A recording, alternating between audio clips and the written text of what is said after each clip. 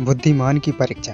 बहुत समय पूर्व जब गुरुकुल शिक्षा की प्रणाली होती थी, तब हर बालक को अपने जीवन के 25 वर्ष गुरुकुल में बिताने पड़ते थे।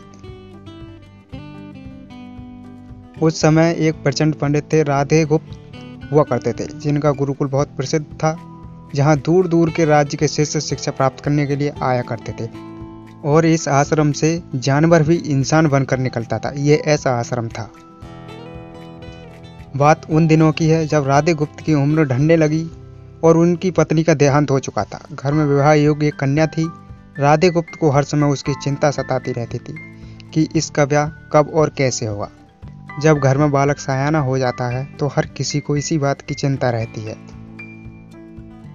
वह उसका विवाह एक योग्य व्यक्ति से करना चाहते थे, जिसके पास संपत्ति भले ना हो, पर वह कर्मठ हो, जो किन्हीं भी परिस्थितियों में उसकी बेटी को खुश रखे और उचित समय पर उचित निर्णय ले सके। सभी जानकारी उस व्यक्ति को होनी चाहिए, ऐसा वह ढूंढना चाहते थे। एक दिन उनके मस्तिष्क में ख्याल आया और उन्होंने इस परेशानी का हल सोचा कि क्यों न वो अपने खुद के शिष्यों से ही योग वर की तलाश करें। अगर कोई शिष्य इन्हीं में से पास हो जाता है तो वो अपनी बेटी की शादी अपने इसमें से ही किसी शिष्य से कर देंगे। उनसे बेहतर उनकी बेटी के लिए और क्या हो सकता है। इस कार्य के लिए उन्होंने बुद्धिमान की परीक्षा लेने का निर्णय किया और सभी शिष्यों को एकत्र किया और सभी शिष्यों को अपना आदेश सुनाया। क्या हो सकता है, अगर हमारी बेटी की शादी इन्हीं किसी में से हो जाए तो बहुत ही अच्छा रहेगा। राधे गुप्त ने सभी से कहा कि वे एक परीक्षा आयोजित करना चाहते हैं जिसमें सभी की बुद्धिमानी का परिचय होगा। उन्होंने सभी से कहा कि उन्हें अपनी पुत्री के विवाह की चिंता है, जिसके लिए उनके पास पर्याप्त धन नहीं है, इसलिए वे ऐसा परीक्षा लेने जा रहे हैं। सभी शिष्य एकत्र हो गए और गुरुजी की बात को सुनने लगे। इसलिए वे चाहते थे कि उनके शिष्य विवाह में लगने वाली सभी सामग्री कैसे करके एकत्र करें। भले उसके लिए उन्हें चोरी का रास्ता चुनना पड़े, लेकिन उन्हें चोरी करता कोई भी देख ना सके। इसी एक शर्त का पालन सभी को करना है। चोरी में कोई किसी को देख ना ले, ऐसी चोरी का उन्होंने आदेश दिया था। अगले दिन से सभी शिष्य कार्य में जुट गए। योजना का कोई न कोई तरह की वस्तु चुरा कर लाता और राधा गुप्त को दे देता था। शिष्य ये काम को करते गए और गुरुजी का आदेश मानते गए। सभी ने पूरी तरह से अपनी सुरक्षा का ध्यान रखा था। राधा गुप्त ने उन्हें एक विशेष स्थान पर रख देते थे, क्योंकि परीक्षा के बाद यही वस्तुएं उनके मालिक को वापस करना जरूरी था, क्योंकि वे अपने शिष्यों को सही ज्ञान देना चाहते थे। वे नहीं चाहते थे कि उनके भविष्य में कोई ऐसी भी समस्या आए जो उनको चोरी करना पड़े, इसलिए वे परीक्षा ले रहे थे।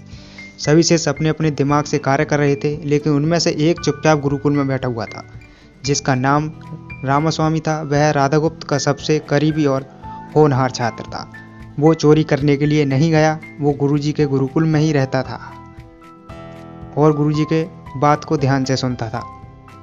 उसे ऐसा बैठा देख राधा गुप्त ने इसका कारण पूछा। तब राधा स्वामी ने बताया कि आपने परीक्षा की शर्त के रूप में कहा था कि चोरी करते वक्त उसे कोई देख ना सके। इस प्रकार अगर हम अकेले में भी चोरी करते हैं तब भी हमारी अंतरात्मा उसे देखती रहती है। हमारी अंतरात्मा यह तो बात जानती ही है और उसके बावजूद भी हमें ऊपर वाला देख रहा है। हम खुद से नहीं छिपा सकते। इसका अर्थ यही है कि चोरी करना व्यर्थ है। उसकी यह बात सुन राधा गुप्त के चेहरे पर खुशी छा जाती है। वे उसी वक्त सभी को एकत्रित करते हैं और पूछते हैं कि आप सब ने जो चोरी की, क्या उसे किसी ने देखा? सभी कहते हैं नहीं, लेकिन सभी को यह बात पता नहीं थी जो उस चेले को खास करके पता थी। गुरु ने सबके सामने वही बात रखी। तब राधा गुप्त कहते हैं, क्या आप अपने अंतर्मन से भी इस चोरी को छिपा सकते हैं? सभी को बात समझ आ जाती है और सबका सिर नीचे झुक जाता है, सिवाय रामास्वामी के।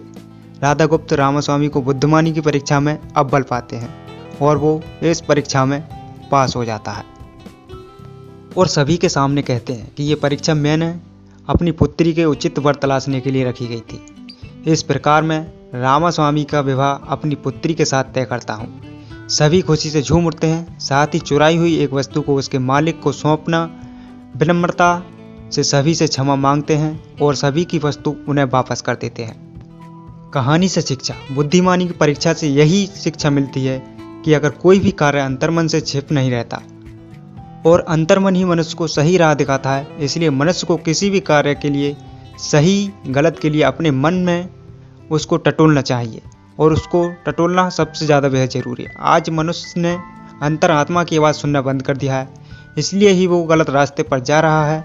हमारी अंतरात्मा सभी को गलत राह नहीं दिखाती। ये ज़रूर है कि मन की आवाज़ हमें वो करने की सलाह देती है जो अंतरात्मा कभी नहीं चाहती है, जिसे दिमाग कभी स्वीकार नहीं करता, क्योंकि दिमाग सदैव स्वहित में कार्य करता है और मन हमें सही या गलत का परिचय करवाता है। यही गलत का परिचय ही हमें सदैव बुराई से दूर रखता है। किसी भी कार्य से पहले हमें मन की आवाज़ को जरूर सुनना चाहिए। इस परीक्षा के जरिए राधा गुप्त ने अपनी पुत्री के लिए एक उचित वर भी तलाश लिया और शिष्यों को जीवन का अमूल्य ज्ञान दिया।